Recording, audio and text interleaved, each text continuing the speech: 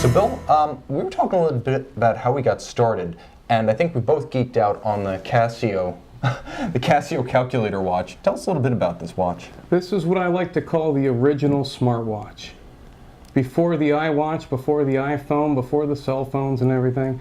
I was about 8 years old when I saved up the first watch I ever bought with my own money. I was a child, saved up my allowance, did some chores, and I bought the Casio Calculator watch. Now that watch is long since been torn up by a lawnmower somewhere in Ohio or something, but this watch here I found recently, excuse me, on Amazon for about 15 bucks.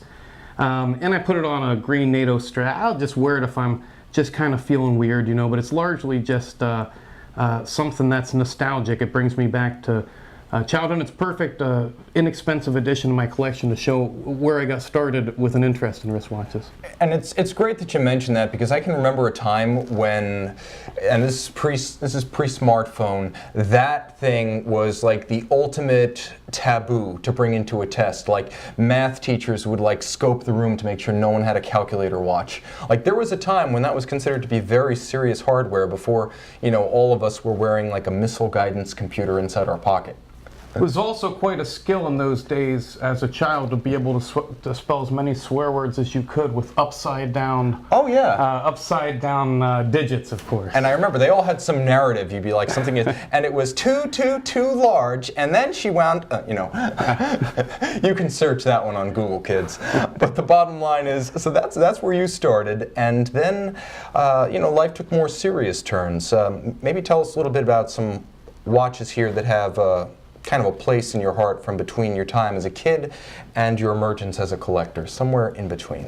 Well, there's one watch over here, and it's interesting that the two that we start with here, I probably tell the most personal story.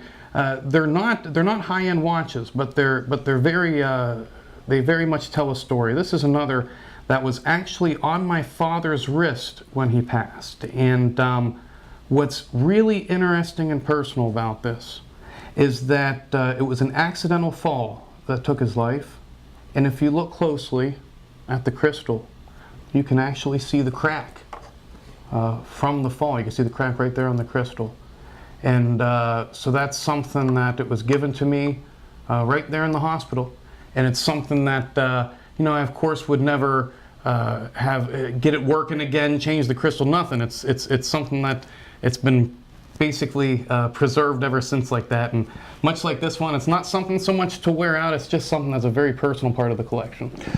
Yeah, I actually have a watch that's very similar to my grandpa's timepiece. It's an Omega, and it's actually a DeVille Seamaster from when the Seamaster was also a name applied to a water-resistant dress watch. And it's the watch he got from Remington Electric Shaver when he retired in 1973, back when a person would work his entire career repairing shavers. I mean, it's like two things we don't have anymore: repairable consumer electronics and working one job your whole life. But he was wearing that watch when he passed, and I've kept everything that's original. The original crystal that he wore and scratched up, the original disintegrating leather strap that he was wearing when he died. I've got it on a new strap, but the old one will never part with me. And so I can truly relate to how you feel about that watch.